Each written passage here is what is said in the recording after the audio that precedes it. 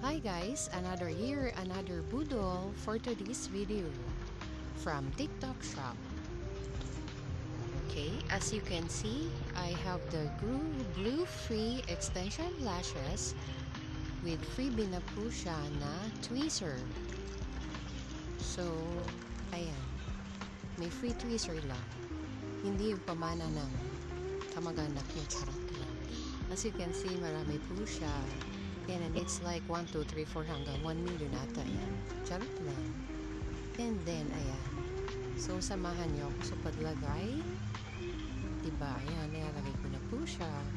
Kaya lang, as I thought na mahaba siya sa pilik mata ko, pero mas mahaba pa ang pilik mata ko. So, as you can see in the video, visible naman siya kasi mayroon siyang mga spike. Thank you for watching. Enjoy!